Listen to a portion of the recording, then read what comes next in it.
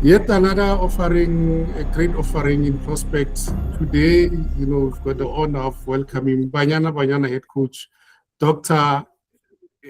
Desiree Ellis, who has just come back from WAFCON, where Banyana did not win the WAFCON, where Banyana did not qualify for the FIFA Women's World Cup in Brazil 2027.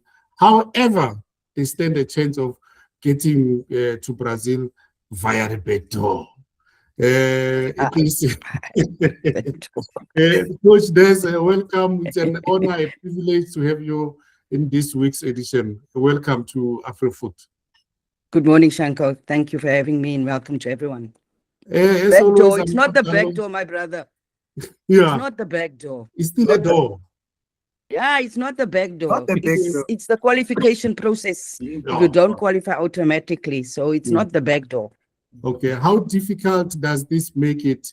Because we should have finished in the top 4 to qualify automatically. Now we have to go via the playoffs.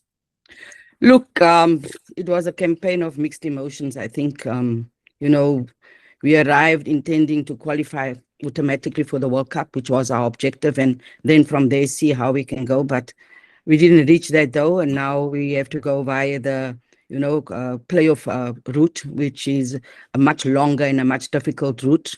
But as they say, the team showed a lot of resilience. They showed a lot of character, and it's still keeping our World Cup dream alive. It wasn't the intention. We didn't start well, but we put ourselves under pressure by that, by not starting well. Of course, everyone looks at the first game against Tanzania, conceding the last minute, losing that game. When a draw, not even a draw, we could have won that game. But what were some of the lessons learned from this WAFCON? I think a lot of the lessons, the positive lessons learned was, you need to start well. That's no two ways about it, because, you're always on the back foot if you don't start well. But I think we responded great when we were under pressure, and showed, improved defensive organization. I think we also then showed our resilience when we needed to get a result against Burkina Faso. When we came back from Ivory Coast, that is one thing that Banyana has, is that resilience and that fighting spirit, and, all that came through the commitment of everyone involved. Because when you lose the first game, you have to sit down, and now you have to prepare, now you have to plan, now you have to say how you're going to do. And then we go 2-0 down against Ivory Coast, and, equalizing right at the end showed the resilience. But, we need to start it better. We need to have more consistency. I think the biggest thing is probably becoming more clinical. If you look at the Tanzania game, we probably should have, with all the chances that we had, making better decisions in the final third, managing key moments of the game, conceding a penalty just after halftime, conceding the winner against Tanzania towards the end, and then obviously maybe having more time together before tournament. I think those are some of the things, because a lot of the countries, some of them were already in Morocco much earlier, had camped a lot earlier, but the dream is still alive. The dream is still alive. Not many of us knew about this route of going via the playoffs. We saw it with the men's teams when DRC had to go play in the playoffs, and also making it through to the finals. This format, it gives us a lifeline. Can you tell us how does it work going forward? Look, this has been in since the last campaign. The last campaign in 2022 had a similar playoff situation, that the losers in the quarterfinals then go to the playoffs, right? They first play the losers quarterfinals, first play against each other to get the 2 from Africa. Then you have 2 from Asia. You have 1 from the lowest rank from CONMEBOL. You have then as well as Oceania. So it's 2. The 2 is ourselves and Ghana. We then have Uzbekistan, and you have Chinese Taipei from Asia. You have Ecuador from CONMEBOL, and you have from Oceania, you have Papua New Guinea. So ourselves and Ghana can't play against each other. Teams from the same continent can't play against each other. I know the draw is on Thursday. So there's three different groups. It's Uzbekistan and Chinese Taipei in one group, ourselves and Papua New Guinea in the other group, and then Ecuador and Ghana in one group. So you have to be the top two in the tournament. I think you play 3 matches. You have to be the top two in the tournament in November, December. Then in February, the one from Europe gets added. 2 from CONCACAF gets added, and the CONCACAF group is the USA, Canada, Jamaica, Haiti, Mexico, Panama. It's that group. So 2 from that group gets added. The two that comes through from the November playoffs, the first stage, and then of course the other team from CONMEBOL is Venezuela, and then the top 3 ranked teams get drawn against the other teams, and then it's a once-off match in February. That's how the playoffs work. It looks like a long way. Eh? There are no shortcuts to success. No, of course not. There's no shortcuts to success, but it gives you another opportunity. I remember the last one, Senegal got knocked out in the first stage, and Cameroon went to the final stage and lost to Portugal on a last-minute penalty to qualify for the 2023 World Cup. So, it's not an easy road, but your dream is still alive. You're still there. You still have the opportunity to qualify, but you have to go via that route. And obviously, it's not an easy route, but you're still there and you're still involved in the that keeps that 2020 scene alive. So this one, is it like a mini tournament in November, December, or we have to play, travel, and go depending? No, it will be at one venue. That will all be revealed on Thursday when the draw is done. It will be revealed where it's going to be held. Similarly, the one in February is also going to be at one venue. Probably in Brazil, because the last one they had similarly was in New Zealand in 2020, in 2022, 23 to do the same process. So we're waiting to see where it's going to be held and what the draw is going to look like. Okay, as I said, I'm not alone. Another former Banyana. Did you play together in that team of 2000? Yes, we did. You did. I yes, remember. Yes, we did. Yes, we did since 1993. Yeah. Unfortunately, Cabo got injured just before that tournament. I'm told she's in 2000. Cabo, anything for Coach Des? Yeah, Coach.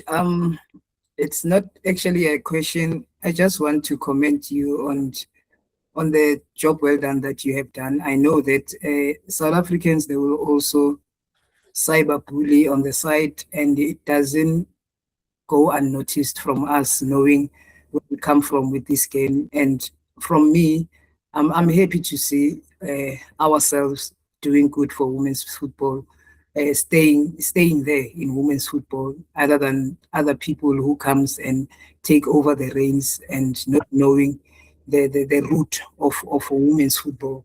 So I want you to be strong, and I want you to take a punch in everything that comes your way, but know for a fact that we support you fully because you are one of our own. I think it's also unfair for us to judge. Like now we are talking about going through to the playoffs, and it's not going to be an easy ride. And I know already people are saying negative things about us not qualifying for the World Cup. But to me, I see it on a different angle as a blessing in disguise and more exposure and more money in the pocket, because when the more you advance with the team, at least the girls will get more money for them to sustain their life, because we know women's football is not supported no matter how much we can try.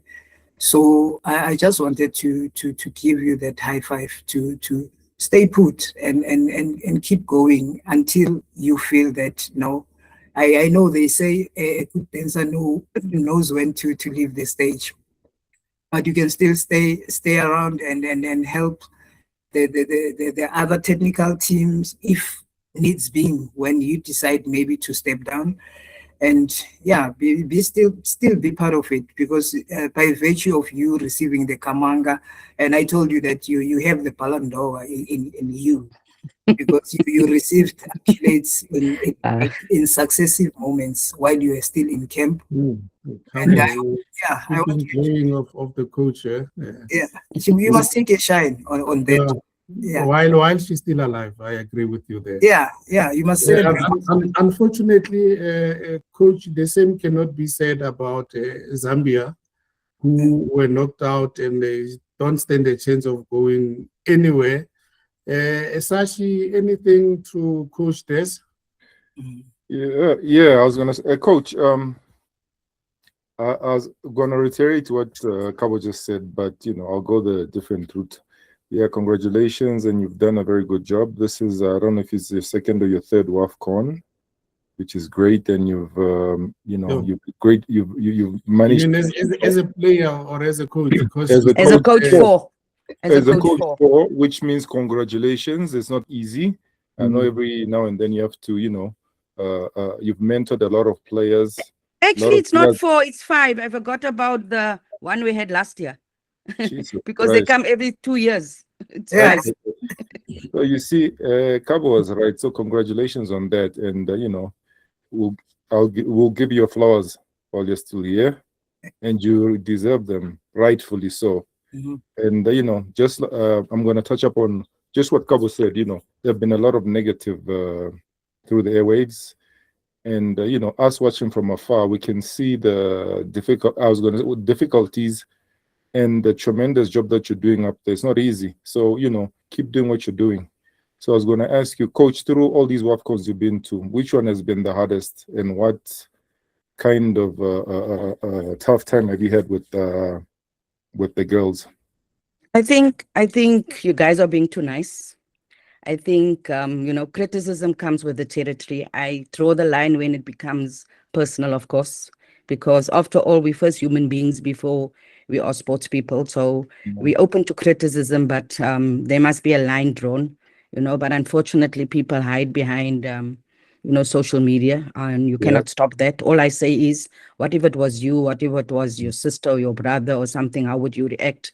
I think all of them in a different way. 2016, I went there as an acting coach. We ended 4th. 2018, it's probably the best football we played in the whole tournament, yet we didn't win it. We played fantastic football throughout. We played Nigeria first. We beat them. We got them in the final. We went to a penalty shootout. We lost. The score was 0-0. 2022, probably the highlight. Winning it. We didn't play the same type of football. We changed it a bit. We had a very good squad though. A lot of depth. A lot of the players that are starting now were part of that squad, but not regulars. I think last year was a bit of a challenge. Our league had started late, and we had aspirations of trying to defend it. Lost 2-1 in the semi-final after that horrible injury to Gabby. I thought we were in the game until the end. But that is football. This year we also went with the mindset of qualifying for the WorldCup first and then seeing what happens then. And unfortunately, I think we came out of the group, a group that maybe we could have topped it. And people say Algeria is the easier game. I don't think there's any easy game in any tournament, because you do that. And playing against Morocco, I thought we gave as good as we got. I think, as the game went on, if we had maybe scored earlier, and the goalkeeper makes a great save, because we were on the ascendancy when we knew that was it. And the disappointment afterwards was very challenging. But then we got everyone up and said, hey, we still have a chance. And I think we probably put up our best performance against Nigeria. I think during the tournament, we got better. If we only started that well, got better as the tournament went on. So each and every tournament has different challenges, And probably when you go to the next one, you look at all of that and see how you can change things. Even in 2022, there were challenges. We had COVID in camp. We had the injury of Tembi against Botswana. We had a couple of injury of Jermaine in that game as well. So there's different challenges in different tournaments, and it's just how you take the experience of all the others and put it together and try and grab out of that to see that you get through the tournament. Because so easily after losing the quarterfinal, we could have not have won this playoff match because of the disappointment of not qualifying. You look at Ivory Coast, who topped the group. They didn't get out of this. They're not going. You look at Zambia, who also one of the favorites, as you say. I think the Zambians maybe just got that difficulty of understanding the rules. Because I actually called someone, and I know someone that used to work at FIFA and at CAF and all of that. I actually wanted to make sure to know the rules, and all he said to me was, all you have to do is win your game, score goals. The rest you cannot control. That's all you have to do, because the minute you start talking things that's not in your control, it goes through the players' minds. And I'm not sure whether the Zambians knew, because when I read the rules, I understood that they needed to win by 2 clear goals, and it was a tragedy for their team not to go. The likes of Barbara Banda, who is such a fantastic player, who everybody wanted to see in the rest of the tournament. So for the Zambians, I think it was, after going to the World Cup in 2023, it was to see where the next step was, and it was not getting that right. On the other hand, I thought we always knew about Malawi, Shanko. We always knew how good they were. We were disappointed as a COSAFA region when they withdrew from the qualifiers last year, because you cannot be of the best players in the world but never get an opportunity to showcase your talent. We've played against both of them. I think as a duo, probably the best in the world for me. They've shown it at the best and the biggest clubs. And I think what made this WAFCON special was that all these players that play at all these clubs in the world, these big clubs, now get seen in this big tournament. For me, that was something else. It's on par with the Euros. It's on par with CONCACAF. It's on par with CONMEBOL. It's on par with that, because these are the players that you see week in, week out, playing at Lyon, playing at different teams, playing in the US, playing in Europe, and now they're all together in one tournament. For me, the biggest thing was all the attacking, exciting players and young players, 18, 20. For me, that says that there's a gold mine on the African continent. And I'm going to say it once again. I think, and I don't want to sound arrogant, I think a women's team is going to win the World Cup first before a men's team from Africa. Yes, I hear you, and I agree. It's coming, not too far, but overall, looking at the WAFCON, new champions, we've always had Nigeria, we've had Equatorial Guinea and South Africa as former champions. Now we've got Cameroon as the new champions. Overall, how would you describe this WAFCON? I think I won't say it was surprising. I would say it was talents emerging, to be honest. You look at Ivory Coast, the fantastic, exciting young players that they have. And one of those players two of them play with Bongeka at Northland. So we knew of their players. You look at the Cameroon team, you had the captain pull out and another experienced player pull out. But you look at the players they had, the player of the tournament has just been signed by, Washington Spirit, in the US. And I think, it's shown that the talent is there. I think the tournament was extended. We probably would not have seen some of these talents if the tournament was not extended to 16 teams. And it's the same, I think, I don't know what year it was, where Denmark came to the Euros. I think a country had withdrawn or for some sanction or something. And they came to this tournament and they won it. And I think that is probably what went through Cameroon's mind. We got a lifeline, let's go for it, I think when you look at it as well. Malawi, I mean, they reached the final. They also got. Well, it's possible, with the team that they had, for the maiden tournament, for that matter. Yeah, with the team that they had, you go in there, you win your first game that you're not expected to win. You tell yourself, hey, we can get out of this group, and then we see what happens, We see what happens. And when you go to this tournament, I don't think when people say this is a favorite, that is a favorite, everybody is on an even keel because it's a tournament that you go to. It's a tournament that you look across and you say, we have a good team as well, because it's 11 versus 11 on the day. It's what you put on that field at the end of the day that matters. And they just went with the ride, winning the games. And I think the front two scared everybody. Instead of planning how to defend as a team, how to then challenge them as a team. And I think Cameroon did that really, really well. The way Cameroon played against them, they didn't concentrate on one individual or two individuals, and that's how you need to play.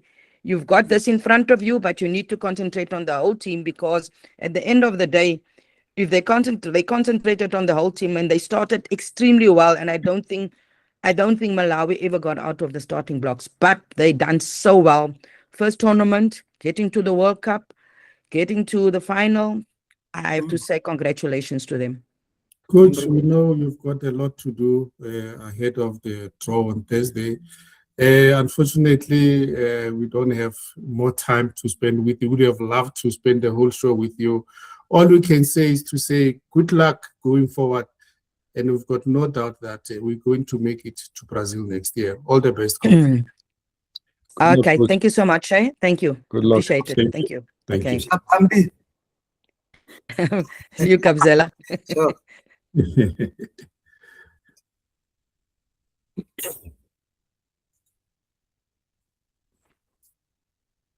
So we've got the new champions, Cameroon. I saw how Samuel Eto'o celebrated that win. It meant a lot to him. But as Coach Des said, Malawi, for me, they were the surprise package of the tournament. I mean, playing the first ever WAFCON finals, going all the way to the final. And they did not disgrace themselves. I mean, they beat Nigeria in the opening round.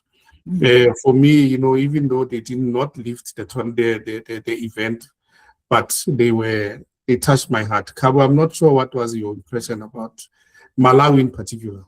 Hey, Malawi, I'm also very much impressed with the performance, and also the Chawinga sisters, and also that one that got Temwa, the small one, the top goal scorer, accolade. I mean, for her to receive such a big individual accolade, it means a lot as a player and playing in the tournament of that magnitude. I think Malawi did good. They really deserve to go to the World Cup so that they can also help the African teams to allow internationals to speak about African women's football, So I think they really did good. They really did good. The Chawinga sisters, I mean, they put themselves on the map. They put their country, they represented their country very well. And yeah, I say high five also to Malawi. I was very, very, very much excited about seeing the talent that they showcased. Hey, look who has joined us now. Hey, Rene, welcome, man. They say better late than never. Hey, how are you doing today? Muted.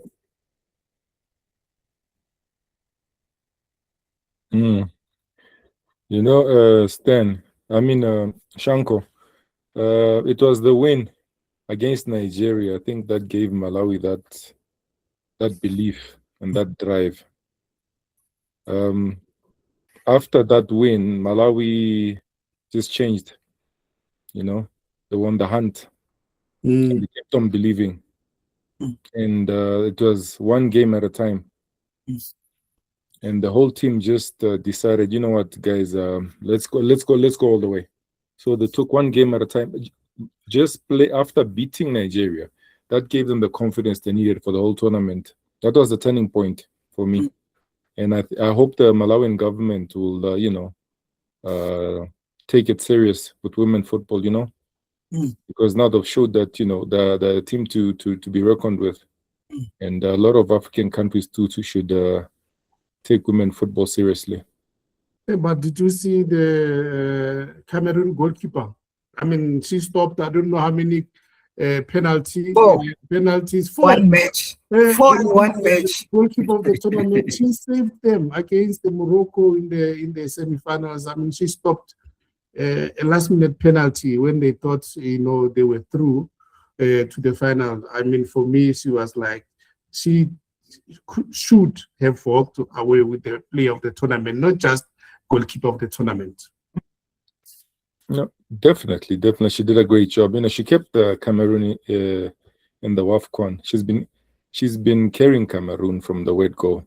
Oh, your last line of defense has to, you know, really show that contribution, and she did that. If you've got a good goalkeeper, your defense is as good as your goalkeeper. So she did a great job, and she's been doing that from the word go. I think Rene, you also saw that. Yeah, I think I think you saw that. Yeah, no, she was top class. She was absolutely amazing. And considering those 4 penalties, that was she's got a vision, she's got an intuition. Like Shang said, that I think she also deserved the player of the tournament because she definitely put a lot of effort out there for Cameroon. She was just world class. Renee, I'll stick with you. Still on the continent, we're now moving from the north to the east, Tanzania, where Mngqithi, I mean, he's just arrived there, and he has introduced himself to younger supporters, you know, with a trophy, first trophy, younger, and then who else is there? The smiling assassin from Namibia, Peter Shalulile. That combination, do you think is going to show the East Africans, Tanzanian in particular, what South Africans are going to miss? Yeah, no, definitely, Shanks. I mean, I think the most important thing that he was welcomed to the country, was welcomed by the supporters. So that for him, despite that he's a quality coach, but that gives him inspiration. And it just shows that what quality coaches we do have here in South Africa. What does that mean, Sash, for him to go to Tanzania? In the first few weeks, he already has backed a trophy. Does that relieve the pressure, or is an added pressure because now people expect a lot from him? No, definitely. People are expecting a lot from him now.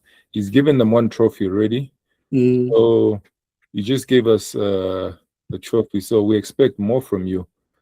So expectations are high, and it just shows you what kind of coach he is. And you know, we've been underrating him here in South Africa, but I've always you know, rated him highly as a coach. You know, from way back from Golden Arrows, because if you remember how Golden Arrows used to play way back, Golden Arrows was a team that passes the ball better than any team in the PSL. Every time especially when you go to the home, when you go to Durban, yeah, you're gonna chase. You're gonna chase. So you know, he's done a good job, and you know, it just puts other coaches also on the spotlight, just to say, gents, here's an opportunity for all the African coaches, South African coaches, whichever coaches. Mandloba has done it, so let's all try and, you know, emulate what he's done. And he's opening doors at the same time for that, so which is a positive thing. So we should also, you know, congratulate him for that. Unfortunately, the other South African coach, Steve Barker, was on the but it's on the losing side. But it's football. One must win, one must die. Yeah. Kabu, we see a lot of players. I mean, every week on this show, we talk about a South African player going abroad. Now, I mean, last week we spoke of Teofat Mabasa going to Morocco. He's been released by Orlando Pirates. He spent some time at Stellenbosch on loan Previously, he went to Morocco Swallows on loan. He came back, was top goal scorer.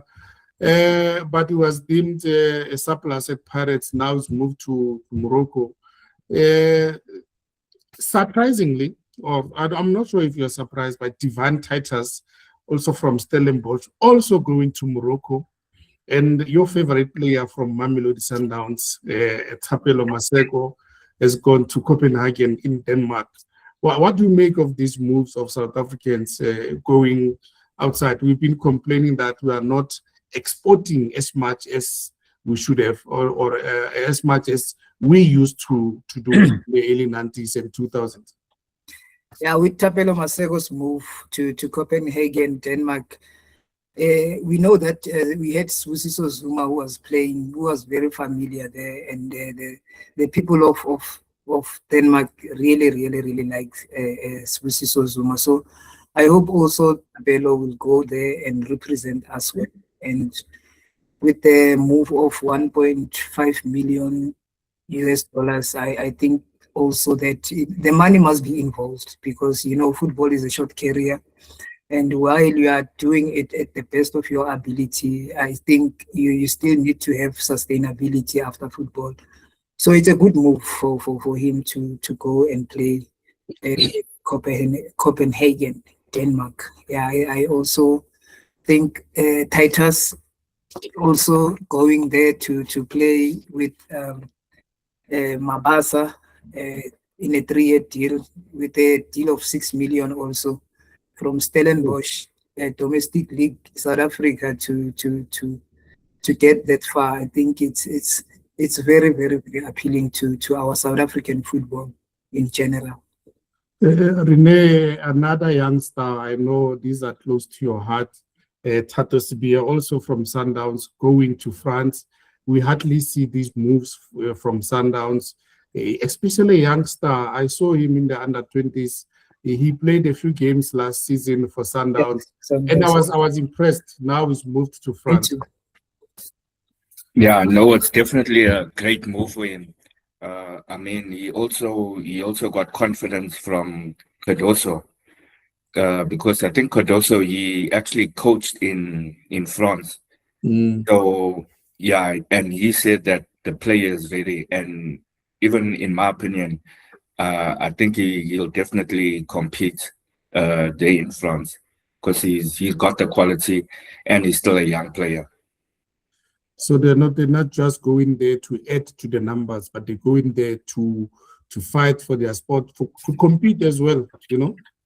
No, 100%. And I mean, when you compete on the highest level, this is where we get players that are coming to Bafana with that much experience, and this is exactly what we need. And as a country, South Africa, I think now that we can see the quality of players going abroad, I think we have to extend this development program in South Africa, because we got a lot of quality here.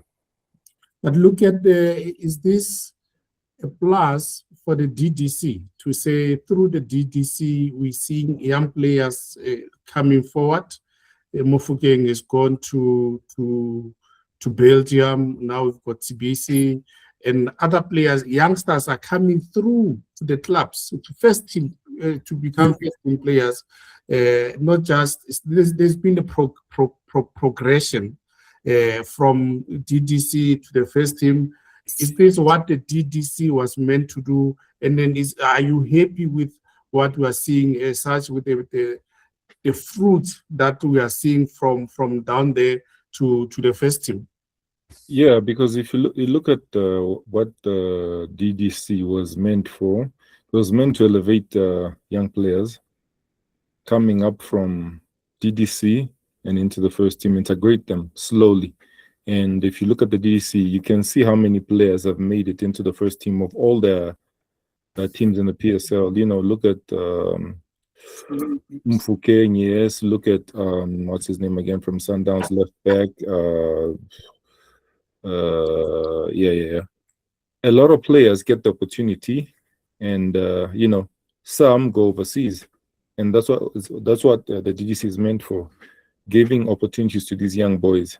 Because sometimes the competition is too harsh in the first team, and you can't get an opportunity to play. So while you're in the DDC, you're getting that experience, and maybe after a season you get promoted, and now you're starting to compete for a position with the starting 11, and you get that edge, you get that extra competing feeling of what it means to be in the PSL. So it is good for them. And I know when they go overseas, it's not just to add numbers, Shanks. It's to build a career. It's to build a future. Like Cabo said, you know, it's a short career, and if you manage it well, like this young man who's just signed in Morocco for a 3-year contract, it's a good thing. It's a positive thing for him. But the main thing is to actually perform. Once he performs, everything falls in place. But if he doesn't perform, then that's the problem right there. So hopefully, with the DDC experience and the PSL experience, these guys will be able to perform at the highest quality.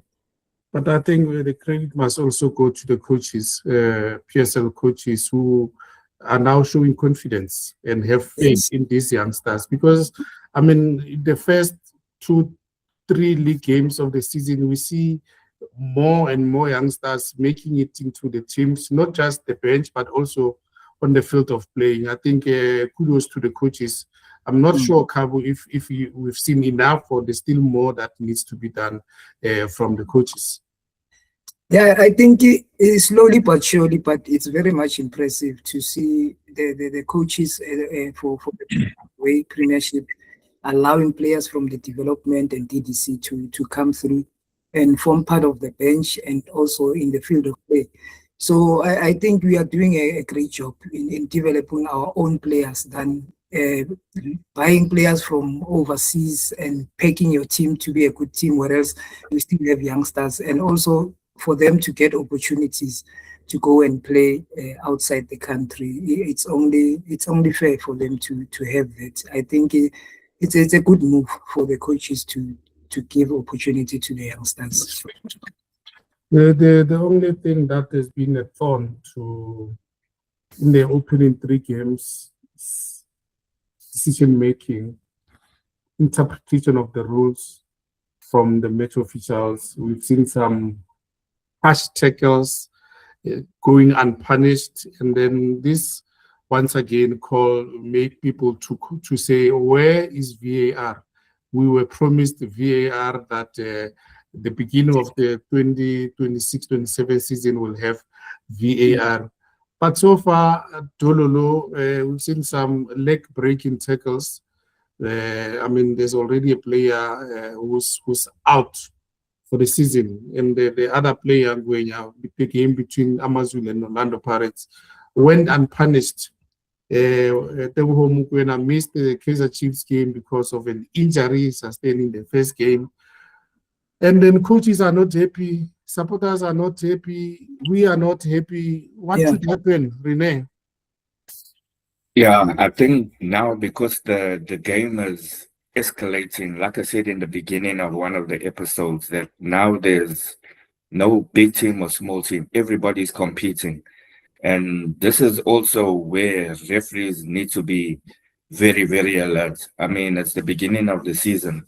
You can't be going with the harsh tackles like that, keeping a player out for a season. I think they must also implement of like finding players if they make, like, you know, career threatening tackles, because now if we keep allowing it, it's gonna keep on going on.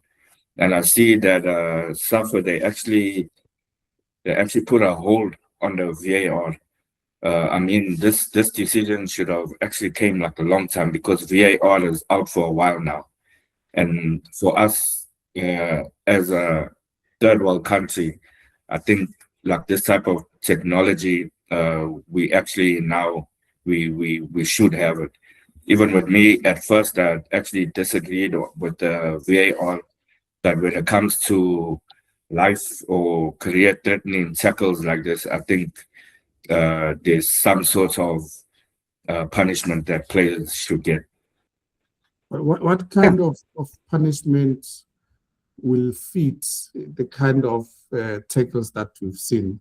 Even when VAR is there, such you've been there, you've seen some of these tackles. Some people are saying a perpetrator should be out as long as the victim is out. Will that be justice? No, that sounds about right, because that's your livelihood. That's how you feed your family. And imagine you get a tackle, an illegal tackle in football, and then you're out for the longest time. You miss your match bonuses, your match appearances. It affects you. So I think the culprit should also feel the pain, because like Rene said, VAR should have been introduced a long time ago, and it's always us in Africa that get the bad end of the stick. I don't know why we take very long to implement all these right decisions. The rest of the world is moving ahead, but we're like 5 years behind. So we should move with the trends, but still keep our culture and our identity. So I think, VAR should be introduced, because, when you look at that tackle, it was really a bad tackle. It was really a very, very bad tackle, and hope speedy recovery to the young man. But Cabo, in the absence of VAR in the present moment, what should be done?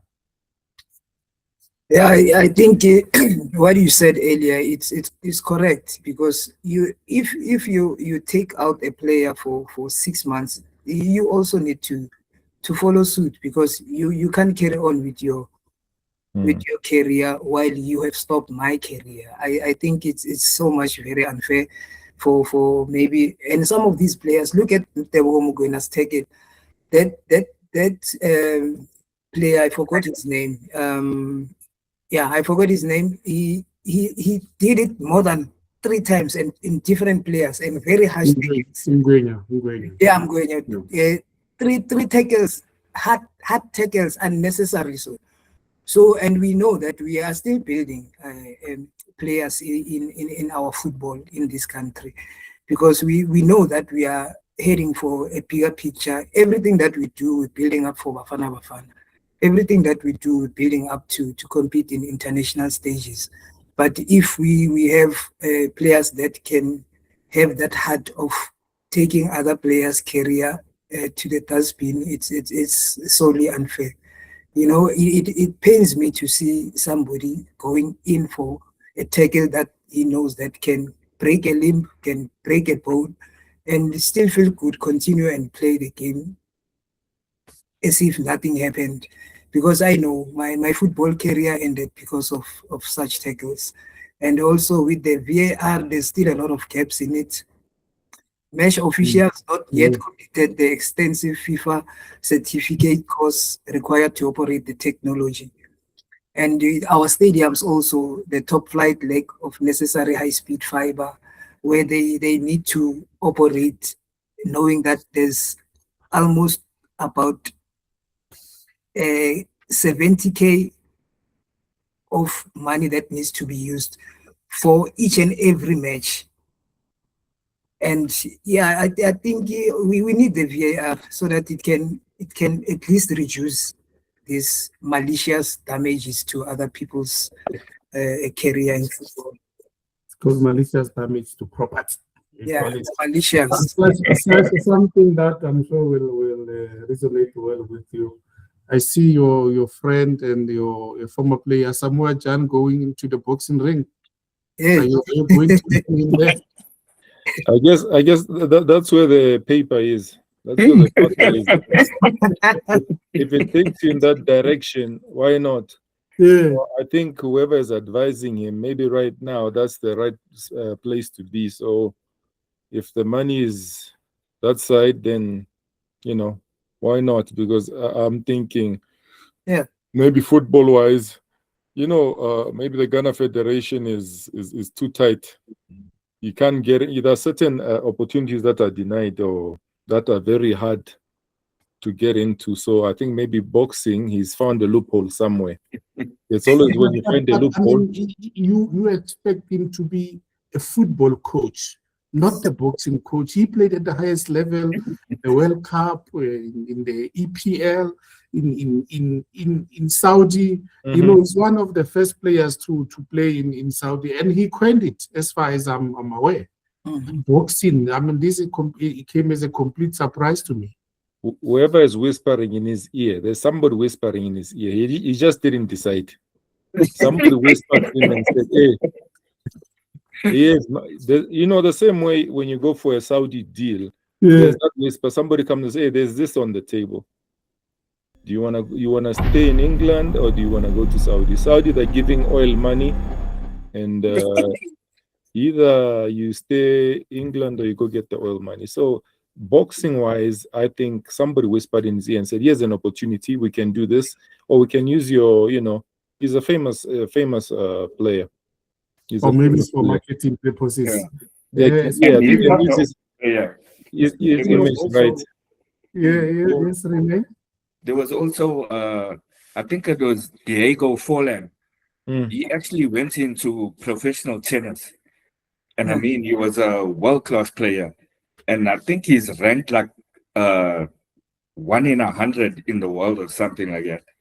So, yeah, sometimes it comes as a surprise that like class players, they'll go into some other sport. Something complete. If it is golf, I'll understand it because there's no running there. But tennis, and Diego Forlan was already old. And as far as I know, I mean, only those in the teens, they win like the tennis tournaments. But someone who's no longer in the teens, is in his 40s, Ronaldo, he says, this is it, Rene. It's about time. Yeah. And, you know, I actually think that he done more than enough for football. And I think maybe like mentally, even the body wise, maybe it's taking a toll on him a little bit. Like he said, now he just wants to be free. He wants to travel more. And, you know, that thing of like going into camp and traveling, it takes a toll. You actually don't live your life. And I mean, now he's married, his kids are getting older, so you know he wants to be part of their life the way a parent should. Cabo, do you agree that he needs to take it easy, travel the world on his private jet?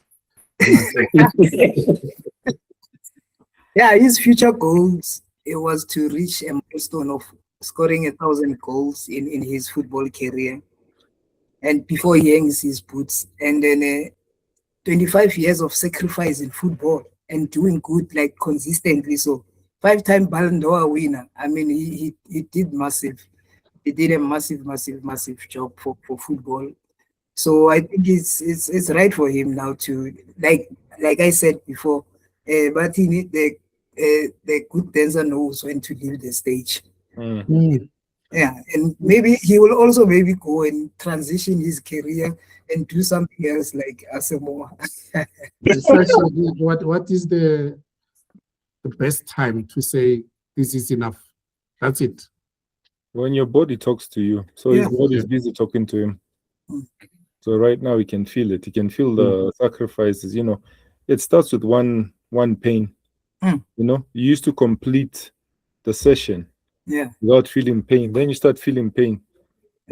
Your body is already talking to you. It's telling you, it's true. Stop this, stop that, stop. You know, start taking it easy, because you know, in football, if you've played 25 years, that's a lot. Not a lot of people achieve that.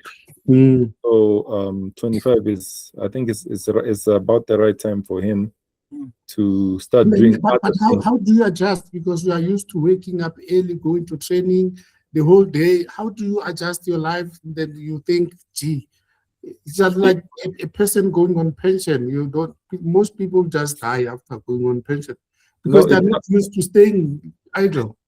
It comes with time, Shanko. First day, second day, third day, already it's a week. 2 weeks, 3 weeks, it's already a month. For a month, it's 4 months, 5 months, already a year. And slowly start adjusting and say, okay, fine. I'm really out of this scene now. Let me try and do other things. So I think he's reached that stage. Yeah, it's a transition. It's a transition, slowly.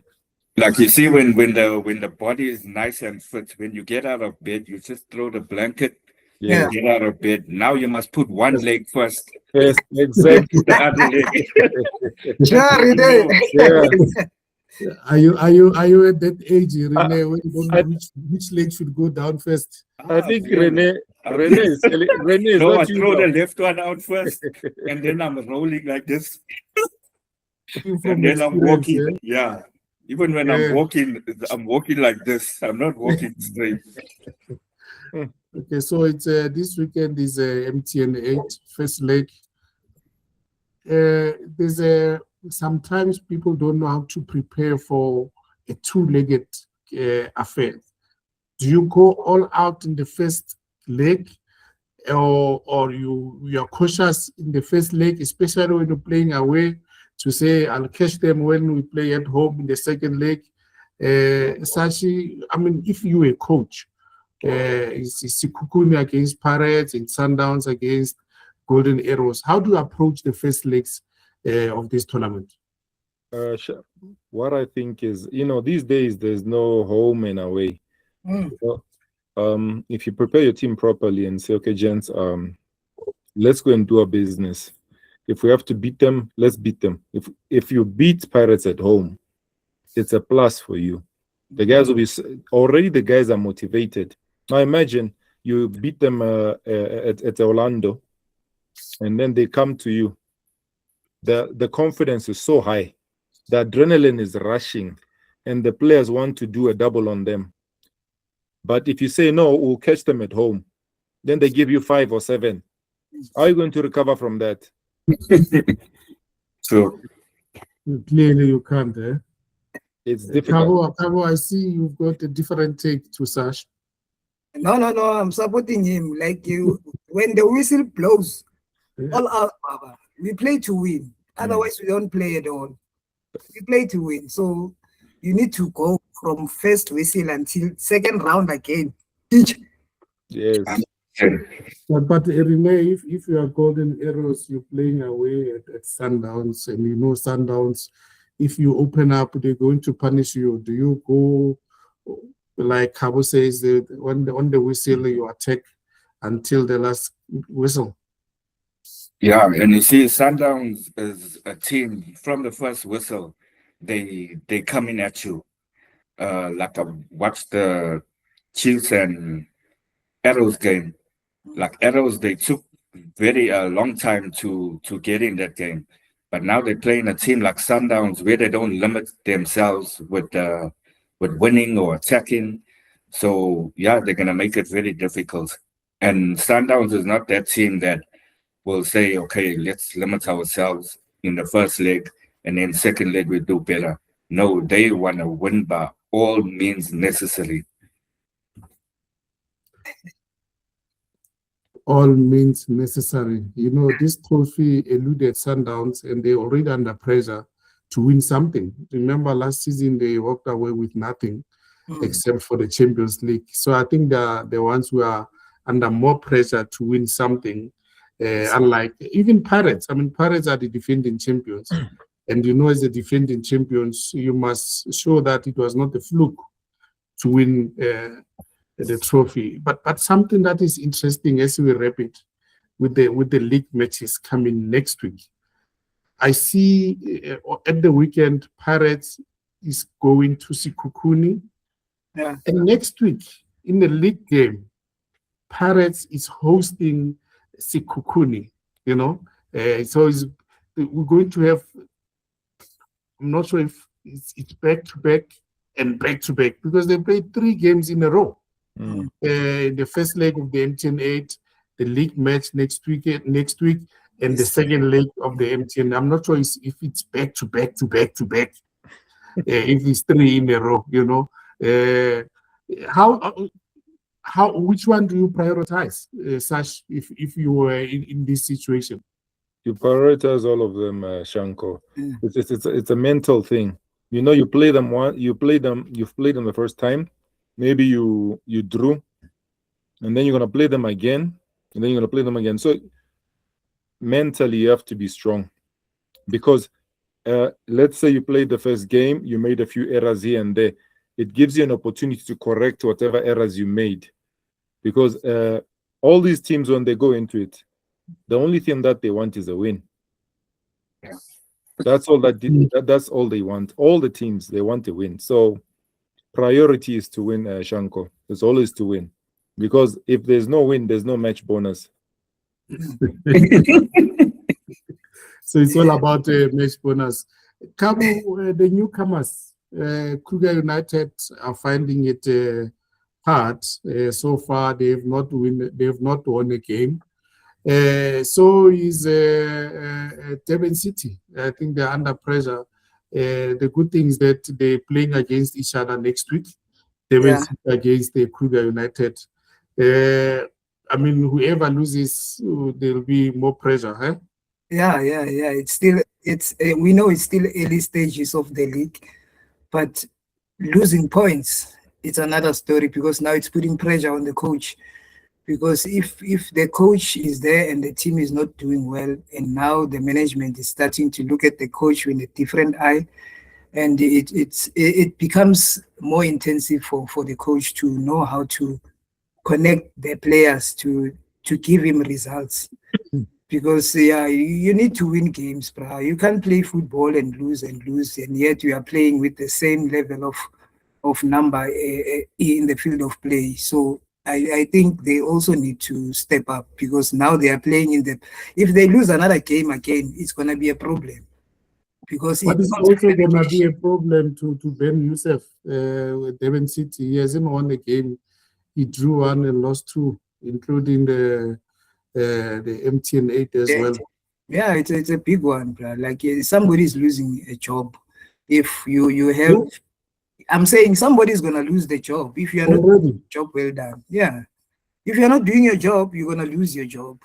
If you are doing your job with the wrong people, if you are a club boss, you'll be pulling the trigger soon. Eh? No, I get it. We give you the lack of a better word. Yeah, we give you that moment.